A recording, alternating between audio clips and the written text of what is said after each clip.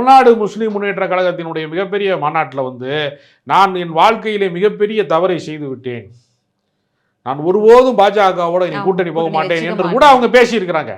அப்போ இஸ்லாமியர்களுடைய நம்பிக்கையை பெற்றதாகவும் அந்த கட்சி இருந்திருக்கிறது, சிறுபான்மை மக்களினுடைய நம்பிக்கையை பெற்றதாகவும் இருந்திருக்கிறது. அப்போ இந்த கட்சி மதச்சார்பற்ற கட்சி.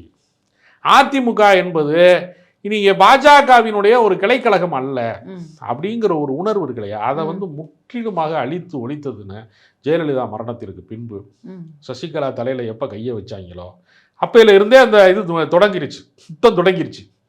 இன்றைக்கு வந்து அவனால் நேரடியாக கால் பதிக்க முடியலை, பாஜகவால் நேரடியாக தமிழ்நாட்டை ஆள முடியவில்லை, அதிகாரத்தை கைப்பற்ற முடியவில்லை என்பதற்காக ஒரு கட்சியை லீஸுக்கு எடுத்து, நம்மளால் சொந்தமாக வீடு கட்ட முடியல, ஒரு வீட்டை நம்ம லீஸுக்கு எடுக்கிறோம்ல, அது மாதிரி இவன் என்ன பண்ணிட்டான்னா அதிமுகவை லீஸுக்கு எடுத்துட்டாங்க, குத்தகைக்கு எடுத்த வீடை சொந்த வீடு மாதிரி அவன் பயன்படுத்த ஆரம்பிச்சிட்டான், எல்லாமே செய்ய ஆரம்பிச்சிட்டாங்க. இப்போ எடப்பாடி பழனிசாமி பாஜக என்னெல்லாம் சொல்லுதோ அதையெல்லாம் அவரும் சொல்கிறார்.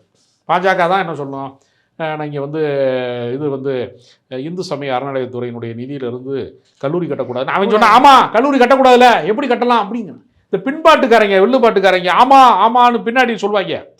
அப்படி நடந்து வந்தார் அப்படின்னு சொன்னா ஆமா வந்தார் அப்படிமான்ல, அதே மாதிரியே அதிமுக காரங்க பின்பாட்டுக்காரங்க மாதிரி ஆகிட்டாங்க.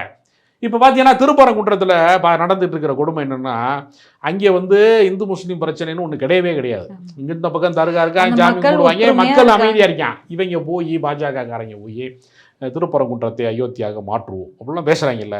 இப்போ பேசணுன்னு என்ன பண்ணிட்டாங்கன்னா, அந்த தொகுதி எங்களுக்கு கொடுங்க, நாங்கள் எக்ஸ்பெரிமெண்ட் பார்க்கணும்னு பாஜக கேட்குறான்.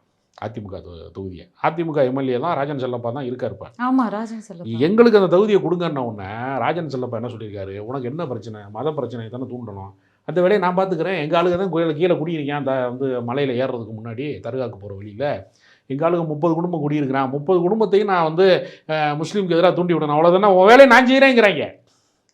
இதை விட ஒரு கேவலம் என்ன இருக்குது, நீ சொந்தமாக நீ எம்எல்ஏவாக இருக்க, மக்கள் உனக்கு தான் ஓட்டு போட்டிருக்கான், பாஜக ஓட்டு போடலை, கொல்லைப்புறமாக வந்து ஆட்சி செய்வதற்கு நீ எவ்வளவு தாண்டா நீங்கள் வந்து அடிபணிவீங்க, எத்தனை முறை தான் அடிபணிவீங்க.